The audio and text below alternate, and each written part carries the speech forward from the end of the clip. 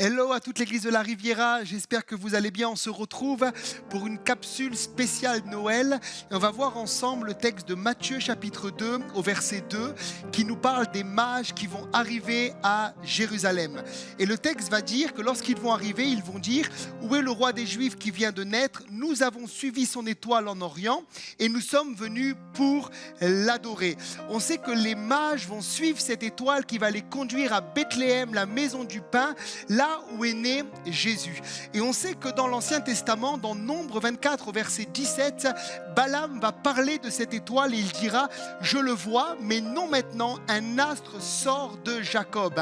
Et nous savons que Jésus est l'étoile du matin et du soir. Et cette étoile a conduit les mages et ils sont venus pour adorer Jésus. Et aujourd'hui encore, on sait qu'il y a des étoiles qui vont nous conduire près du Seigneur. On va voir ensemble 4 étoiles. La première étoile, ce sont les croyants, les chrétiens nés de nouveau, remplis du Saint-Esprit. Ils sont cette étoile qui conduisent les personnes vers Jésus.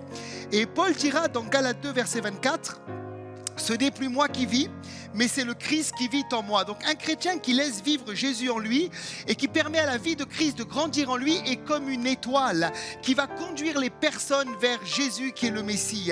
Dans ton lieu de travail, tu peux être une étoile. Dans ta famille, tu peux être une étoile. Dans ta maison, tu peux être une étoile.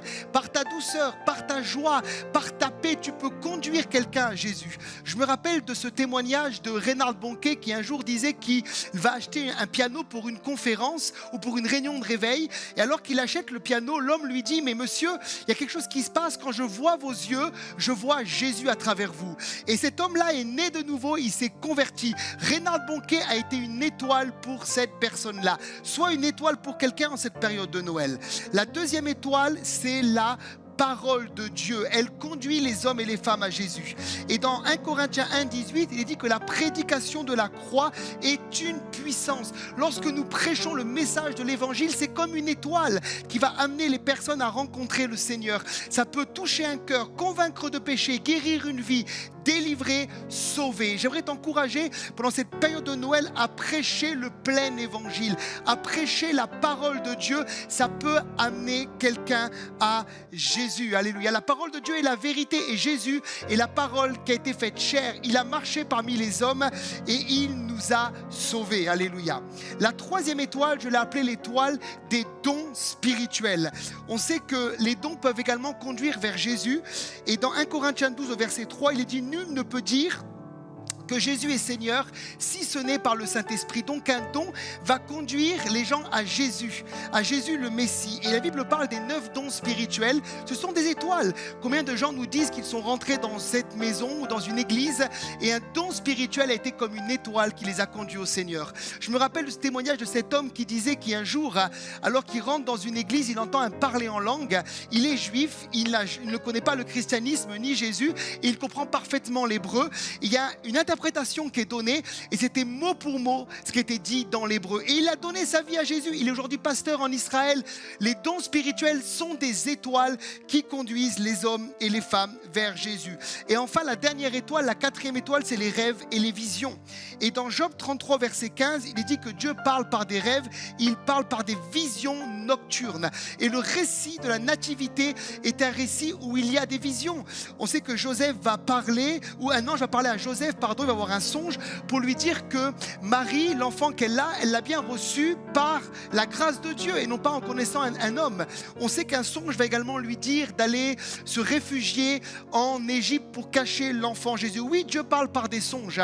Et beaucoup de gens témoignent aujourd'hui dans cette dispensation que, comme la Bible le dit dans Acte 2, ils ont des songes, ils ont des visions. En Algérie, beaucoup de personnes disent que Jésus leur apparaît dans des visions, dans des songes. On parle de cet homme qui était imam et qui un jour va avoir un songe en lui disant: va dans tel carrefour, quelqu'un t'attend avec un livre. Et le même jour, un autre chrétien reçoit un songe qui lui dit: va à tel carrefour, un homme viendra et tu vas lui donner une Bible. Ils se sont rencontrés et cet imam a donné sa vie à Jésus. Oh, je prie qu'en cette période de Noël, vous ayez des songes, vous ayez des visions, des choses qui vont vous conduire vers Jésus. J'aimerais t'encourager, toi qui me suis, à être une étoile là où Dieu t'a placé. Et peut-être que tu es là, tu regardes cette émission et tu n'as pas encore donné ta vie à Jésus. J'aimerais t'inviter à recevoir le Seigneur et à répéter cette prière avec moi. Tu peux simplement dire: Seigneur Jésus, je crois en toi, que tu es le Fils de Dieu. Je t'accepte dans mon cœur comme Sauveur et Seigneur.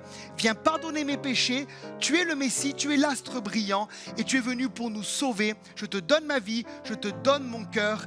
Amen. Si cette émission t'a béni, tu peux aussi la partager autour de toi et tu peux aussi liker cette émission. Que le Seigneur vous bénisse et un joyeux Noël à chacun avec le plus beau des cadeaux qui a été donné aux hommes, c'est Jésus.